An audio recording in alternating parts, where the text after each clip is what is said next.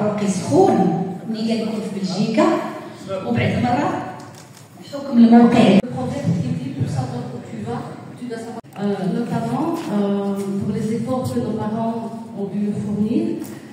Et je me suis engagée en politique justement pour ces parents de première génération où quand ils allaient par exemple dans les administrations communales, ils étaient souvent discriminés, pas considérés, renvoyés.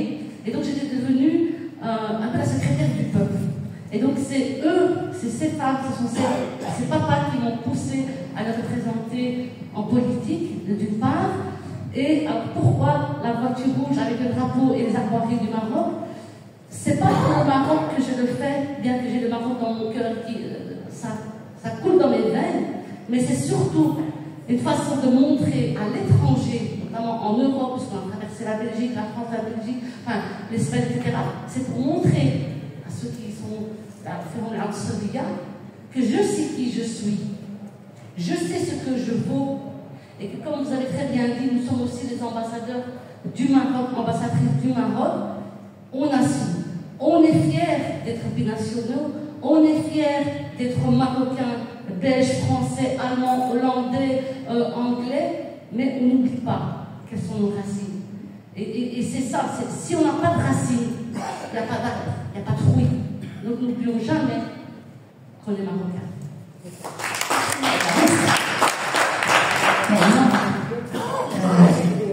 À quel âge tu as adhéré? Je vais te tutoyer, je dis mon ami. À quel âge tu as adhéré à la politique? À quel âge tu as adhéré à la politique? Le monde de... Vous allez trouver ça bizarre, en 2018. Okay. Et pourquoi est-ce que je me suis engagée en politique? Parce que qu'on le veuille ou non, et ça c'est une responsabilité collective, justement, parce que vous en parlez, qu'on le veuille ou non, la politique dirige nos vies. Alors on avait deux possibilités. Ou on subit cette politique, et parce qu'on pense se plaindre, mais ça ne fera pas avancer les choses, ou alors on décide de s'engager pour l'intérêt général et pour la collectivité. Et on décide de s'engager pour défendre ceux qu'on n'entend pas. Notamment nos parents qui ne savent pas s'exprimer, nos parents, même les sans-papiers. Vous allez me dire, à quoi ça sert, ils ne vont pas voter pour toi. On le fait parce qu'ils votent pour nous. Mais c'est une question d'humanité et de responsabilité, d'une part. D'autre part, ce qui est important, c'est qu'on se dit que en France, comme en Belgique, quand on dit quand la France n'attrape pas, c'est la Belgique qui éternue. Donc on est un peu dans la même situation par rapport à certaines libertés individuelles. Je vais vous donner quelques exemples qui vont être, par exemple, l'interdiction pour les jeunes filles, par exemple, de porter le voile et de suivre des études. Alors que d'un autre côté, on dit oui, mais les femmes, elles sont soumises, elles ne doivent pas porter le voile. Alors que non, c'est un choix. Donc si elles décident de faire des études avec le voile, c'est une liberté individuelle. Si une autre jeune fille décide de porter la mini-jupe, c'est un choix. On doit aussi les soutenir. Et donc c'est aussi mon côté féministe de dire que la liberté individuelle, le choix de chaque femme, c'est ça qu'on doit défendre. Avec ou sans voile, avec ou sans mini-jupe, etc. C'est le choix de chacune. Et c'est notre rôle en tant que femme de défendre ce droit, notamment. Un autre droit, par exemple, celui de se nourrir, ça fait partie de la charte des droits humains. En Belgique, par exemple, il y a des partis qui ont décidé de nous empêcher les communautés de manger, par exemple, halal, notamment. Alors, il y a les communautés juives, qui se sont mobilisées, etc., pour défendre ce droit.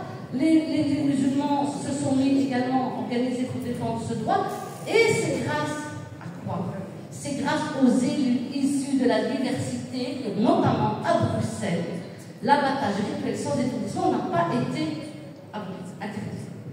Et ça, c'est grâce aux élus de la diversité. Ça c'est une bien. Merci Naïma. Qu'est-ce que vous attendez de notre gouvernement marocain pour les émirats? Je n'aurais tout Naïma. Qu'est-ce que tu attends? Les attentes? Alors je vais venir sur un point, peut-être je ne pense pas qu'on en a discuté, mais actuellement il y a un phénomène qui existe. C'est qu'il y a des enfants de la deuxième, troisième génération qui font le chemin inverse des parents. C'est-à-dire qu'il y a les parents, nos parents ont immigré vers l'Europe, et maintenant, leurs enfants immigrent vers le Maroc. Ça c'est un phénomène très courant. Il y a des familles qui abandonnent tout et qui décident de venir s'installer au Maroc. Pourquoi? Parce que le Maroc, et je le dis et le répète avec conviction, l'avenir se trouve au Maroc. Et c'est pour ça que d'un côté, je ne comprends pas qu'il y a des gens qui préfèrent risquer leur vie pour traverser la Méditerranée et penser qu'ils vont avoir une vie meilleure en Europe. C'est faux. L'argent qu'ils vont dépenser pour les passeurs, ils devraient l'investir au Maroc. Et justement développer l'économie et vivre sans que personne ne puisse créer, et d'où l'importance aussi justement de promouvoir l'éducation, l'emploi, donner des chances à tous les jeunes, peu importe leur statut social, c'est trouver un emploi par rapport aux diplômes et aux compétences. Et là, je pense que beaucoup de jeunes ne vont plus être attirés par l'Europe. Ils vont pouvoir rester au Maroc, travailler au Maroc, faire fonctionner l'économie du Maroc. Naïma, quelles sont les actions humanitaires que tu as menées envers notre pays, Habib Al-Ghraib? Alors, j'étais bénévole dans une association qui s'appelle les Soldats de la Solidarité. Et donc, c'est une association qui aide les plus démunis, les plus nantis au Maroc, notamment par exemple après le tremblement de terre qu'il y a eu à Marrakech, à Agadir, etc. Donc, nous avons fait des collectes, nous avons pris une ambulance, par exemple, qu'on a donnée à la ville de Taboudel. Nous faisons des visites dans les, par exemple, dans tout ce qui est orphelinat, etc. Et ce sont tous des dons qui sont nouveaux. Alors, comme ça, parce qu'il y a beaucoup d'ASDF qui apportent à tout respect que je vous dois, des atouts de l'Europe. Non, tout ce qu'on donne, c'est du neuf. Parce qu'une s'adaptable n'est valable que si tu donnes quelque chose que tu mettrais toi-même. Et donc, tout est nouveau, tout est neuf. Et on donne également tout ce qui est matériel pour personnes handicapées, chaises roulantes, déambulateurs, enfin des choses comme ça. Merci Naïma, merci pour ton intervention. Et maintenant je reviens avec mon Médis.